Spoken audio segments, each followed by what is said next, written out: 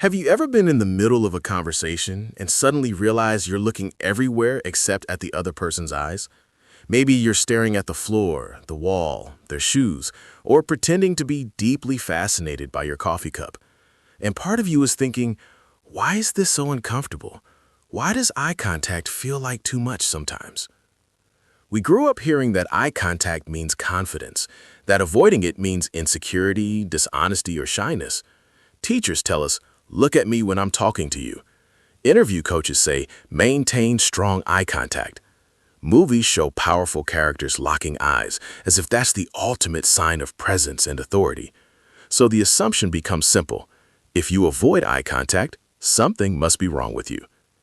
But psychology tells a much more interesting story, because avoiding eye contact isn't just about fear or low confidence. It's about how your brain processes social information, emotional intensity, and even how safe or overstimulated you feel in that moment. Eye contact, neurologically speaking, is one of the most intense forms of human connection. It's not neutral, it's not passive. It's actually one of the strongest social signals your brain can receive. Think about it. When two people lock eyes, there's an unspoken exchange happening. Your brain is reading their emotions, their intentions, their mood, their attention. At the same time, your brain knows it is being read back. It's a two-way mirror of awareness. For some people, that feels energizing and grounding. For others, it feels overwhelming, like standing under a spotlight you didn't ask for. Your eyes are directly connected to parts of the brain involved in emotional processing, especially the amygdala, which plays a big role in threat detection and emotional intensity. When someone looks into your eyes, your brain doesn't just see a face. It activates systems related to vulnerability, attention, and social evaluation. In simple terms, eye contact makes your brain go, something important is happening right now. Pay attention. This matters. Now imagine you're someone who is naturally sensitive to emotional signals. You pick up on tone changes easily. You notice micro-expressions. You feel social energy very strongly. For you, eye contact can feel like information overload. It's not that you don't care about people, it's that your nervous system is processing too much at once. So your brain does what it always does when something feels like too much. It creates distance. It looks away. Avoiding eye contact can actually be a form of emotional regulation. It's your mind quietly saying, let me lower the intensity so I can function. Just like turning down the volume on loud music, looking away reduces the emotional volume of the interaction. This is why many thoughtful, introspective, or highly empathetic people struggle with eye contact. They feel deeply, think deeply, and process deeply. And eye contact isn't just visual for them. It's emotional input, it's cognitive input, it's social pressure, all at once. There's also the self-awareness factor. Eye contact increases self-consciousness. When someone is looking directly at you, your brain becomes more aware of itself. Your posture, your facial expressions, your words, your reactions. You start monitoring yourself in real time. For some people, that self-awareness is exciting. For others, it's exhausting. It's like trying to dance while watching yourself in a mirror. Suddenly, nothing feels natural anymore. So if you avoid eye contact, it might not mean you're insecure. It might mean you're highly self-aware. And too much self-awareness, ironically, can make you less comfortable in social moments, not more. There's also a cognitive angle that rarely gets talked about. Looking away actually helps many people think more clearly. When you're trying to remember something, solve a problem, or express a complex idea, your brain benefits from reducing visual input. Eye contact demands processing power. It pulls mental resources towards social interpretation instead of internal thinking. So when you look away, your mind frees up space to think. That's why you'll notice people often look up, to the side, or down when they're searching for words or reflecting. It's not random. It's your brain saying, less external input, more internal processing. In this sense, avoiding eye contact can be a sign of deep thinking, not social weakness. It's a thinking posture, a cognitive stance, a way of shifting attention inward. Now, let's talk about emotional history, because this is where things get even more layered.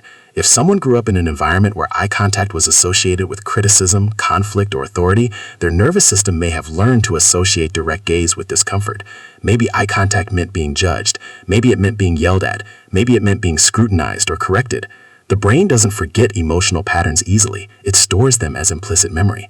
So later in life, even in safe situations, eye contact can still trigger subtle stress responses. The person isn't consciously thinking, this is dangerous, but their body remembers something. Their muscles tense slightly, their heart rate changes, their eyes drift away. Not because they're weak, but because their nervous system learned a long time ago that looking directly can be emotionally risky. There's also the vulnerability aspect. Eye contact creates intimacy, even with strangers.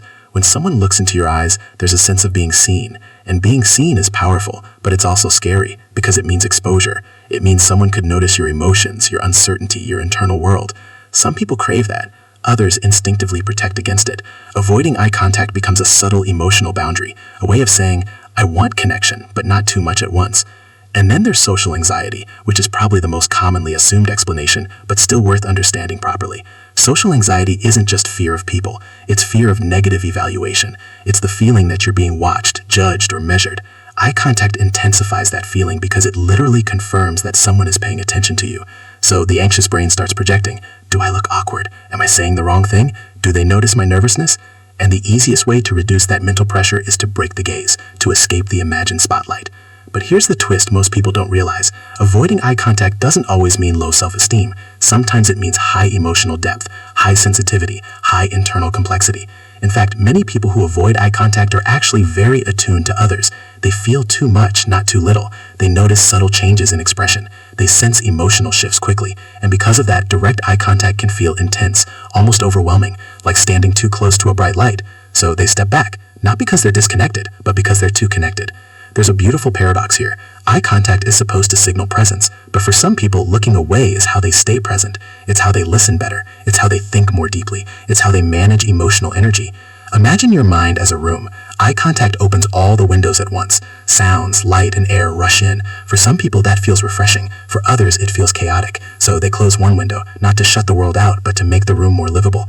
And culturally, this gets even more complex. In many cultures, direct eye contact is considered respectful and confident. In others, it's seen as intrusive, aggressive, or inappropriate, especially toward authority figures or elders. So your comfort with eye contact isn't just personal, it's learned, it's social, it's shaped by environment and norms, which means sometimes people are pathologizing something that's actually completely natural for the way their brain and background are wired. The real issue isn't whether you make eye contact or not. The real question is how you experience it. Does it energize you or drain you? Does it help you connect or make you overthink? Does it feel natural or forced? Because psychology isn't about forcing everyone into the same behavior. It's about understanding why different nervous systems respond differently to the same stimulus. And eye contact is one of the most emotionally loaded stimuli there is. It's intimate without touching. It's communication without words. It's being seen without control. So if you're someone who avoids it, maybe it's not something to fix. Maybe it's something to understand. Maybe your brain is simply wired for depth, reflection, emotional sensitivity, or internal processing. Maybe your mind works better when it can regulate social intensity instead of diving into it full force. Of course, there are moments when gentle eye contact is useful, in relationships and empathy and trust building, but it doesn't have to be constant, rigid, or performative. Real connection isn't about staring into someone's eyes like a movie scene. It's about emotional presence, and presence comes in many forms. Sometimes it's eye contact, sometimes it's listening quietly, sometimes it's thoughtful pauses, sometimes it's looking away so you can find the right words. And maybe the most comforting reframe is this. Avoiding eye contact doesn't mean you're socially broken. It often means your inner world is loud, rich, and sensitive. It means you process life internally before expressing it externally. It means you feel first, then speak. So next time you notice yourself looking away, don't immediately judge it. Just observe it. Ask yourself what your mind is doing in that moment. Are you thinking deeply? Are you regulating emotion? Are you protecting your energy? Are you simply trying to stay present in your own way? Because sometimes the people who look away the most are the ones who are actually paying the closest attention. And maybe real confidence isn't about forcing eye contact. Maybe it's about being comfortable with how your mind naturally connects, even if it doesn't look like everyone else's. If this made you reflect on your own habits, I'd love to know what you noticed. You can share your experience in the comments or just sit with it quietly. Either way, understanding your psychology is always the first step toward being more at peace with how your mind works.